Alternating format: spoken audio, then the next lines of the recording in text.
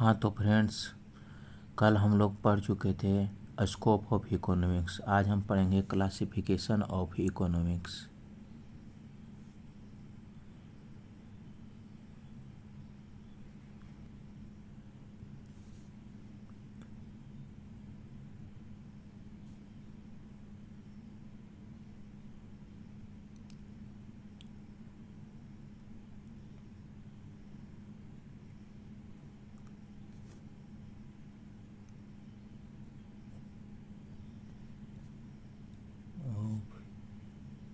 Economics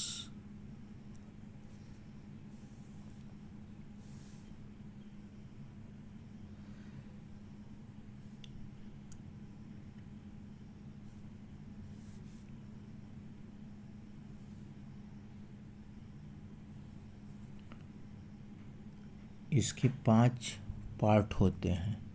कितने part? 5 part होते हैं।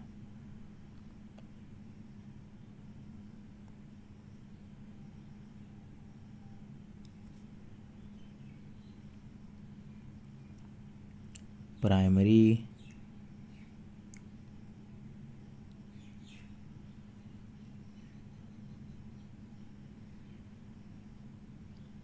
On the basis of economics activity, on the basis of economics activity, economics activities।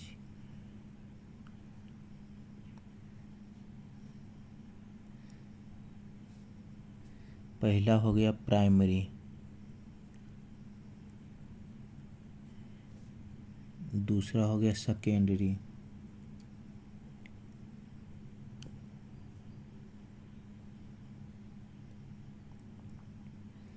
तीसरा हो गया टर्सरी,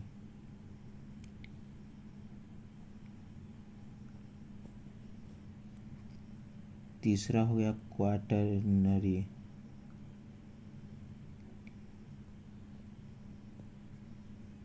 चौथा हो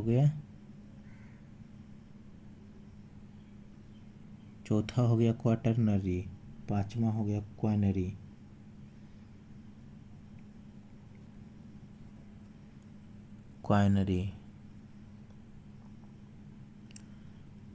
ये एक्टिविटी के अनुसार 5 गो हो गए। अब आइए अब हो गया on the basis of ownership, on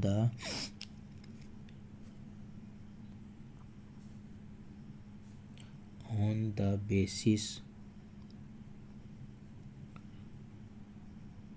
off ownership.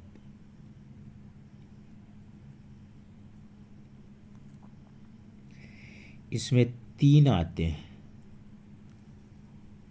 इसमें कितने आते हैं? 3। कौन कौन? पब्लिक सेक्टर,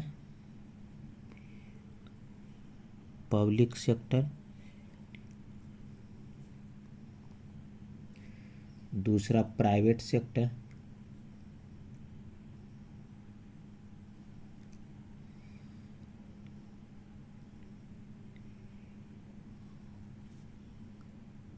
तीसरा पीपीपी, पब्लिक प्राइवेट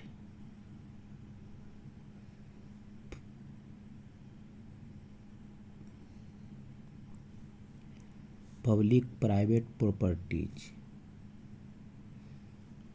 फिर इसके बाद आता है on the basis of system, on the basis of economic system.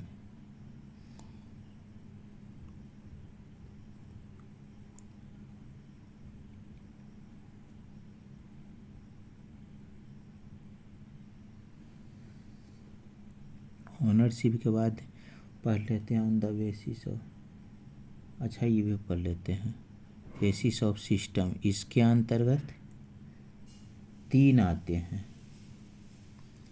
Capital, socialist,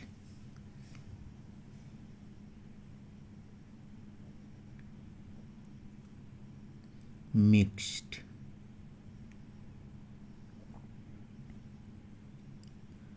अच्छा, ये तीनों हो गए।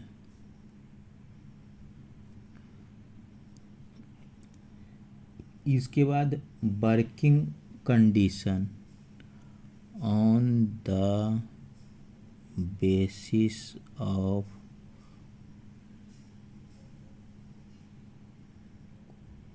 वर्किंग कंडीशन,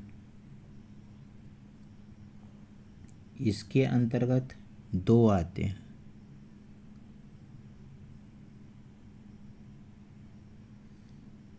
ऑर्गेनाइज्ड और अनऑर्गेनाइज्ड।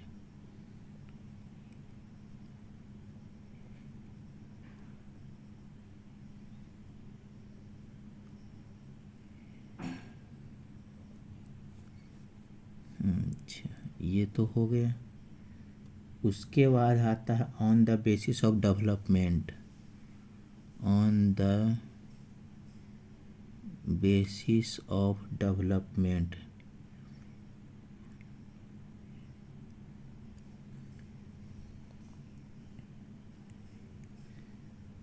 इसके अंतर्गत कितने आते हैं? इसके अंतर्गत तीन आते हैं।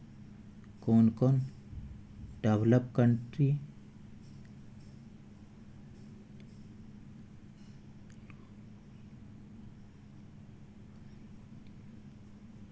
Develop country, developing country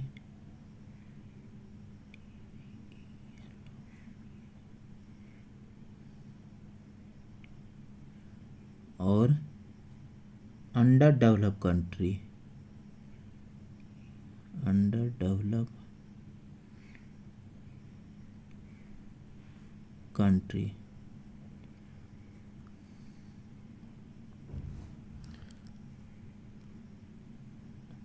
last है, इसके बारे में सब इसके बारे में पढ़ेंगे आगे। आज यही चलेगा, सब इसी के बारे में पढ़ेंगे। On the basis of trade criteria,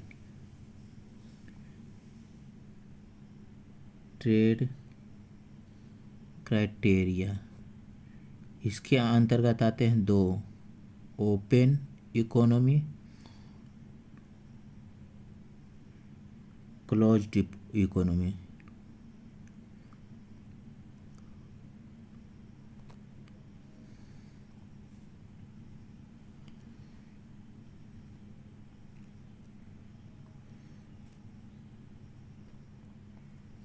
आइए इसके बारे में पढ़ते हैं। On the economics of economic activities के अनुसार पढ़ते हैं।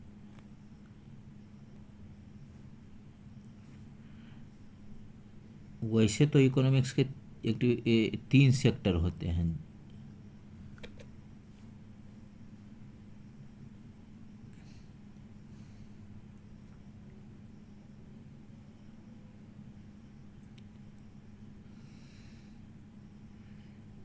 इकोनॉमिक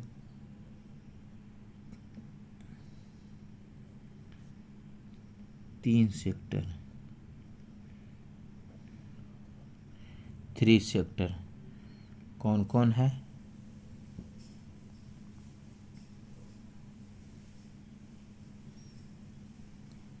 प्राइवेट सेक्टर,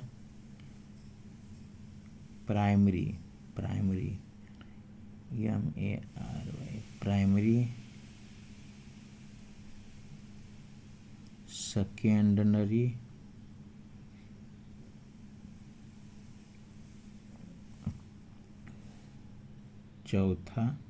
तीसरा टर्सरी,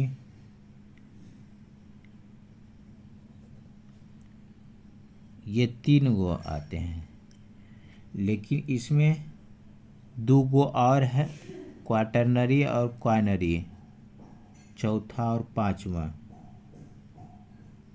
क्वाटरनरी, QUATERNARY, क्वाटरनरी और क्वाइनरी, QUINARY, क्वाइनरी। आइए इसके बारे में, तीनों के बारे में पढ़ते हैं।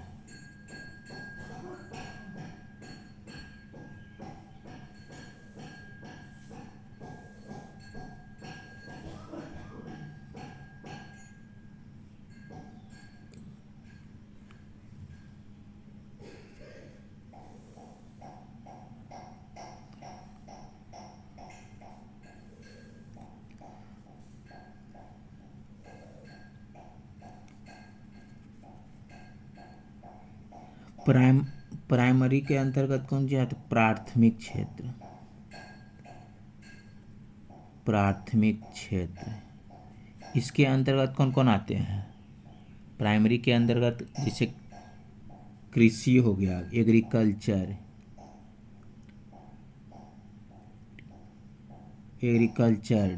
डायरी जो दूध उत्पादन करते हैं, कृषि आ गया, फिशिंग मछली पालन इसके अंतर्गत आ गया, फिशिंग, एनिमल हस्बेंड्री,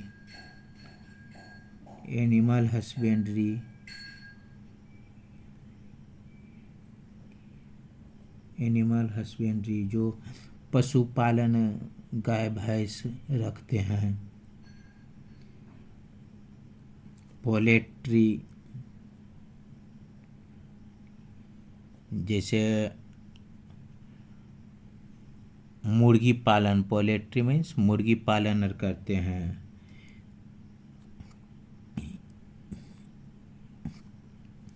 इसके कितने परसेंटेज लोग हैं, कितने परसेंटेज लोग काम करते हैं? तब EERC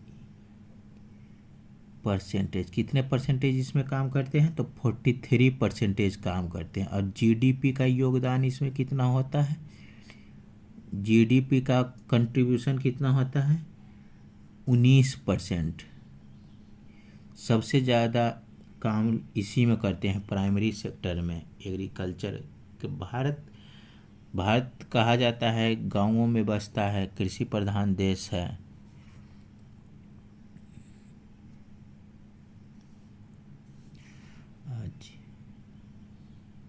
इस सेकेंडरी में कौन कौन से आते हैं? द्वितीयक क्षेत्र,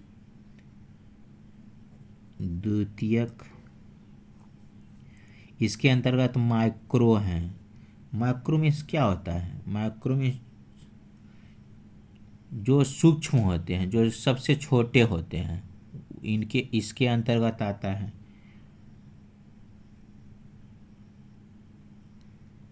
स्मॉल, मीडियम, स्मॉल मीन्स छोटा, मीडियम, लार्ज, सबसे बड़ा भी इसके अंतर्गत आते हैं। सूक्ष्म, लघु, मध्य, बृहद, इंडस्ट्री, सब इंडस्ट्री आते हैं। अच्छा, टर्शियरी के अंतर्गत का तृतीयक क्षेत्र, तृतीयक क्षेत्र कौन कौन आते हैं?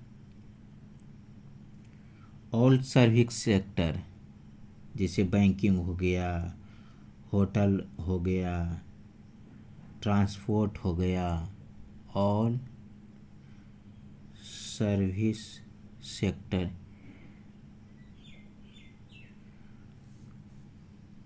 बैंकिंग हो गया, होटल, ट्रांसपोर्ट,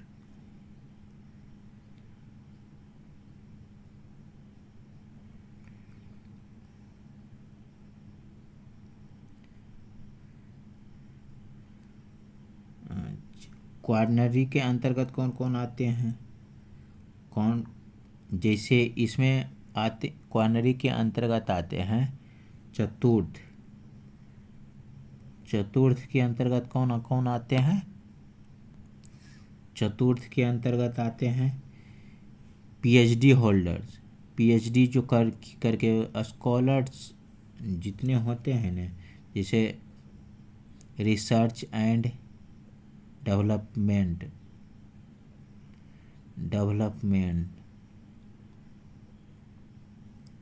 डॉक्टर्स हो गए, इंजीनियर हो गए, जो नॉलेजेबल लोग होते हैं, जो अधिक से अधिक नॉलेज प्राप्त करते हैं, वही लोग आते हैं इसके अंतर्गत। अच्छा, पंचम के अंतर्गत कौन कौन आते हैं?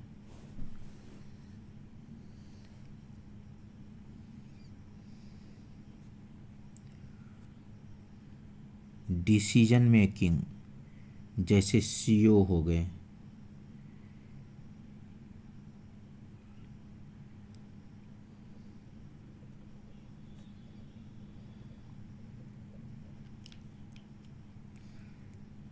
जैसे सीईओ हो गए, सीईओ, कलेक्टर हो गए,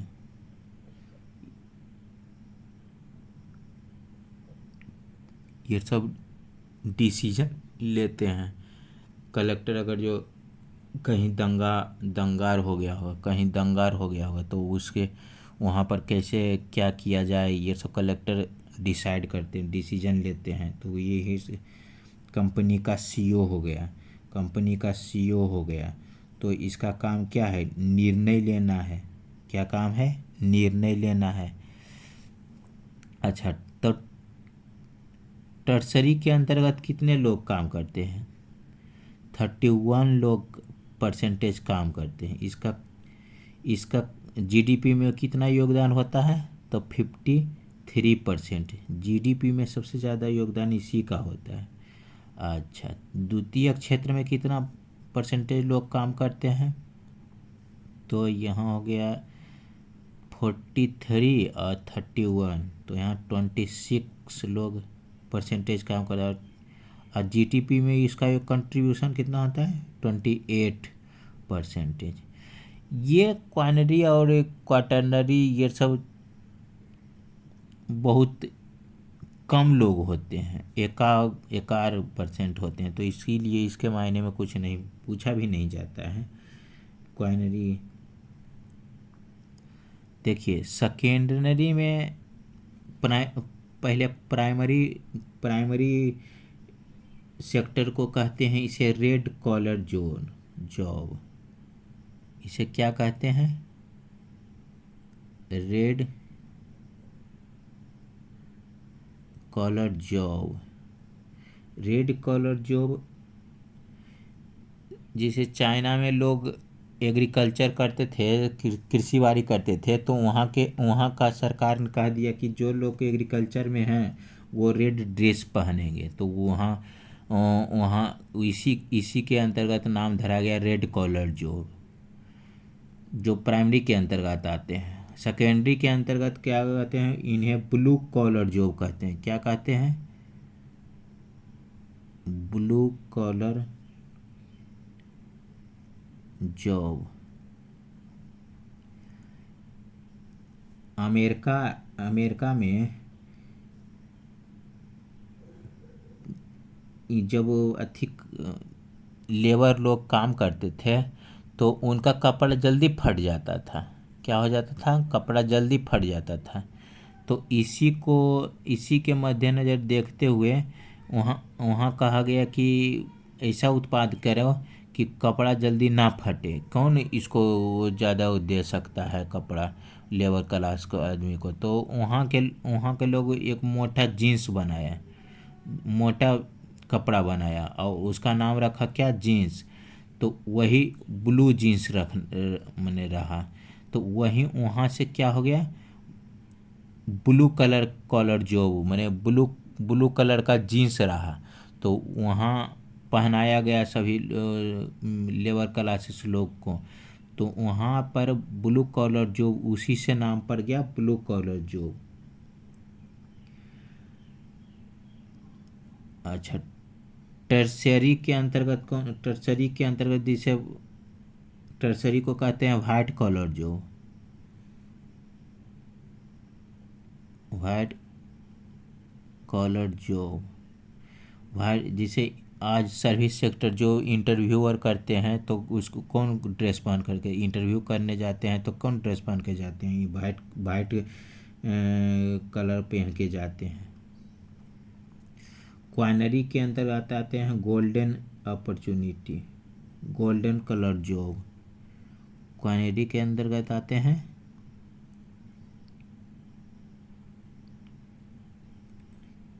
गोल्डन कलर जॉब।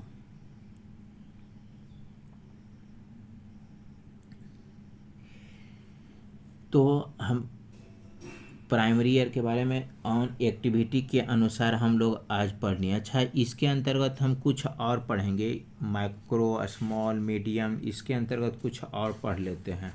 ये तो इसके अंतर्गत पढ़ लेते हैं क्या है, M S M Es, M S M Es क्या है,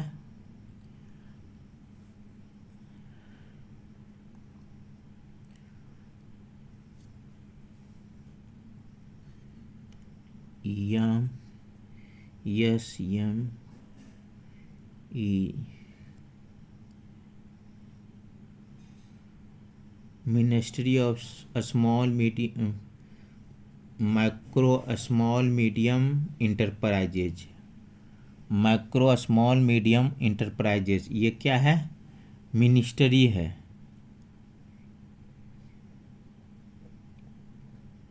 मिनिस्टर लोग हैं, मिनिस्ट्री है। इसके अंतर्गत कौन कौन आते हैं, माइक्रो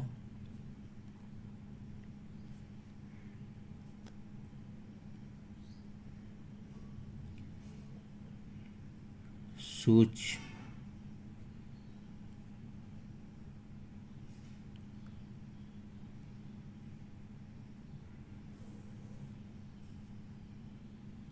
स्मॉल मीडियम लार्ज।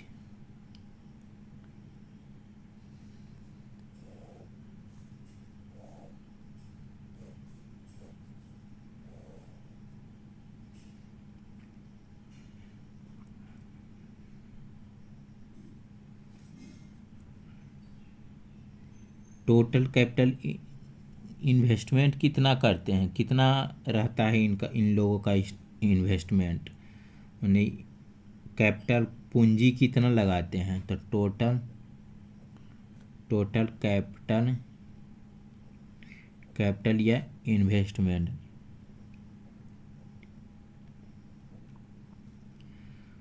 और टर्नओवर कितना होता है, क्या टर्नओवर। तो देखिए माइक्रो में इन्वेस्टमेंट कितना होता है, माइक्रो में अप टू 1 करोड़, 1 करोड़ तक का इन्वेस्टमेंट। अप टू माने क्या होता है, तक 1 करोड़ का इन्वेस्टमेंट करता है तो वो किसके अंतर्गत आता है, माइक्रो के अंतर्गत आता है। इसका टर्नओवर कितना होता है, अप टू साल में इसका टर्नओवर कितना होगा, अप टू 5 करोड़, कितना 5 करोड़। अच्छा, स्मॉल लघु के अंतर्गत कितना इन्वेस्टमेंट करेंगे, लघु के अंतर्गत अप टू ₹10 करोड़।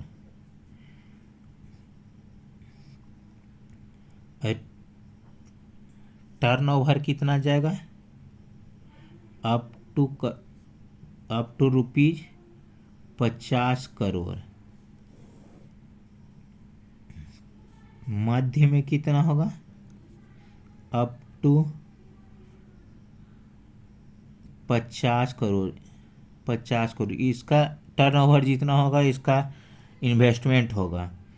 और टर्नओवर कितना होगा, up to rupees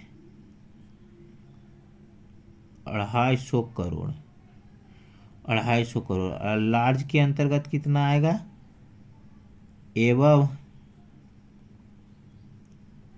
एवव rupees 50 crore, 50 crore से ऊपर रहेगा तो लार्ज में आएगा, और एवव रुपीज 250 करोड़ से ऊपर होगा तो टर्नओवर साल में तो 250 से ऊपर होना चाहिए, तो वो इंडस्ट्री आ जाएगा लार्ज में आ जाएगा। क्या? लार्ज में आ जाएगा। अब इसके बारे में पढ़ेंगे, on the basis of ownership के बारे में पढ़ेंगे। आइए इसके बारे में पढ़ते हैं। ऑनरशिप,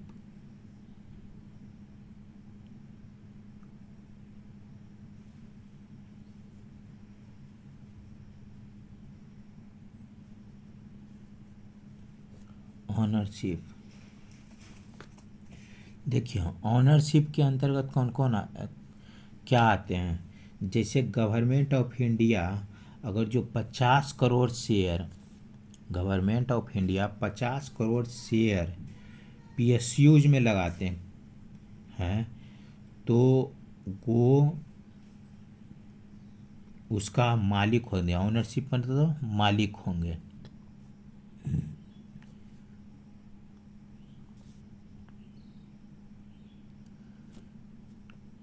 क्या है?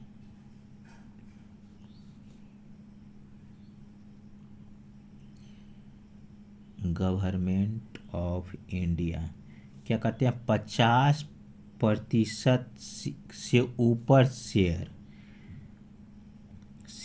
पीएसयूज में लगाते हैं। क्या लगाते हैं? PSUs, public service enterprise company, public sector in company या अंडरटेकिंग।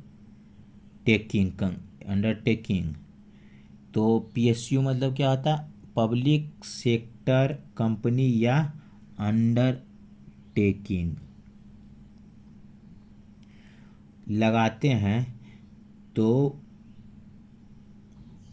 वो होते हैं ऑनरशिप होते हैं।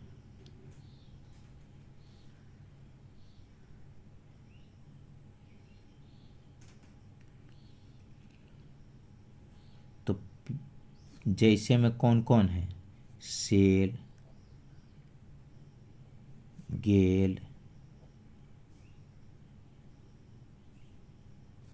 SBI, railway,